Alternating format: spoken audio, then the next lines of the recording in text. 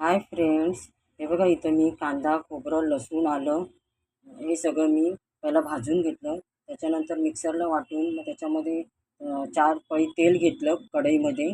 कढईमध्ये 4 पळी तेल घेऊन मी अ, तमालपत्राची मी फोडणी दिली आणि मग मी त्याच्यामध्ये हळद हळद, लाल तिखट आणि मालवणी मसाला हे सगळं मिक्स करून मी फोडणीमध्ये टाकलं.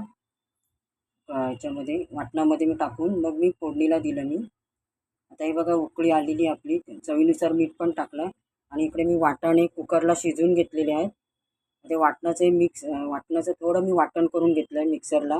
हे बघा थोडेसे वाटाणे घेतले कुकरमधले शिजवलेले आणि मी त्यामध्ये बघा मिक्स करून टाकते मी.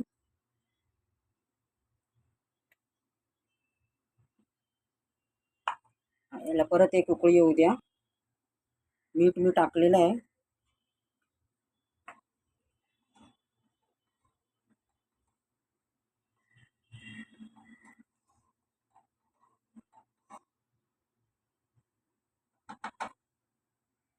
एक उकळी आली की यामध्ये मी वाटाणे टाकते.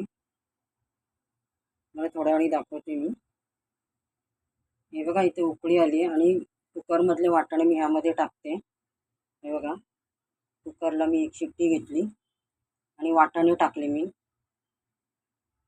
वाटाणे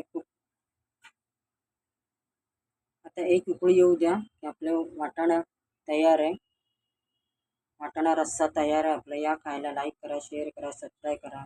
कांदा, खोबरं, लसूण, आलं हे सगळं पूर्ण पहिलं भाजलं. त्याच्यानंतर वाटून घेतलं. वाटणामध्ये मी हळद, लाल तिखट, मालवणी मसाला हे सगळं टाकून मी 4 पळी तेलावर परतून घेतलं मी. परतून घेतल्यावर मी तमालपत्रीची पण फोडणी दिली मी. आणि आता बघा कुकरला मी वाटाणे लावले. वाटाणे शिजवून घेतले मी एक शिट्टीवर आणि आता मी ते ह्यामध्ये टाकलं आहे कढईमध्ये.